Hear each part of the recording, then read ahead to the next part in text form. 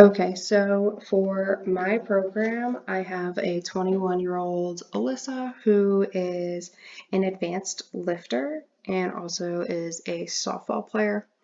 So for my program for endurance, hypertrophy, and strength, I kind of followed a certain pattern where I started with a dynamic workout and then 5 minutes on the bike each day. And then for upper body days, I started with internal and external rotation for the shoulder, and then for lower body days, I worked in some hip mobility to get started for doing all of these exercises that'll help get everybody loosened there, that'll help get her loosened up. Following that, again, I moved into an upper body and lower body split because I have Alyssa working out 4 days a week as well as doing cardio after each lift. For my endurance day, I have Alyssa doing 5 sets of 15 reps at 65% of 1 RM, and then having rest at 45 seconds between sets. I programmed this in this way because of recommendations made in the NSCA book, and that trend kind of continues through my hypertrophy, strength days. For my power day, I kind of went a bit different, so I'll explain that later though. For cardio on my endurance days, I wanted to match each day's workload of 65%, so I kind of went down here at 65% of intensity for every set. I have her working mostly in this one. I have her working in the oxidative system just a little bit with the 200-meter sprints, but because it's at 65% intensity, it'll take a little bit longer. For the hypertrophy, strength, and power days, I'll be working more in the phosphagen and glycolytic systems because that's mostly what softball is played in. But I did want to work in a little bit of oxidative stuff just because it is beneficial, although not predominant in the sport. Moving into my hypertrophy, I have Alyssa doing 5 sets of 11 reps at 70% of 1 RM with 60 seconds of rest in between each set. I did change that a little bit over here, and I have her with 90 seconds of rest between each set for the trap bar deadlifts and goblet squats, just because these are heavier multi-joint exercises that are a little bit more taxing. So for upper body days, I tried to add in some unilateral work, as just because softball is predominantly through one arm, but both arms need to be strengthened, and doing stuff like this will allow for us to, as coaches, know if she is having issues with one side or the other.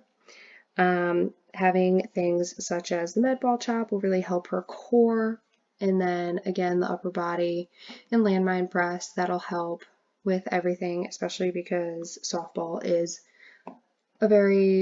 you need a lot of power for it, and that comes, like, as for hitting, it comes a lot with your core and your arms, as well as your legs. But so for this day, for her cardio, I have her working again at 70%, trying to match the workload, 70% of her speed, and doing time sprints as well as jogging and sprinting. So I have this coming from like a sprint from home to first, and then jogging the rest of the bases, and then a sprint from home to second, and then jogging the rest, and kind of following that trend. For my strength day, my strength week, I have the same workouts, but I have Alyssa at 5 sets of 4 repetitions at 80% of 1 RM. And For upper body days, I have the rest set at 120 seconds in between each set. But for lower body days, I kind of changed that a little bit just because it is heavier. And again, these are bigger multi-joint exercises that are a lot more taxing than single arm dumbbell rows and dumbbell presses are. So I have her lower body day set at 180 seconds of rest. And then I also have Alyssa doing a lot of multi-joint exercises for lower body because they do produce a lot of strength. And with that being said, a lot of power comes from the lower body, and that is necessary for both hitting and throwing, and becomes especially important when it comes to pitching. Cardio for strength day is going to have some resisted sprints and cone drills that are going to work mostly in the phosphagen system. Again, being able to sprint in short sprints and recover quickly is important in softball. And this will be done at 80% intensity. Moving into my power day, this is kind of where I changed a lot of things. I changed the exercises and have them geared more toward heavy explosive movements, so power clean, dumbbell snatch, kettlebell swings, broad jumps, and farmer's carries even, as well as med ball slams. I have Alyssa doing 5 sets of 4 repetitions at 90% of 1 RM, and I have 240 seconds of rest in between each set for this because these are heavy explosive movements and need a lot of recovery time in between each set.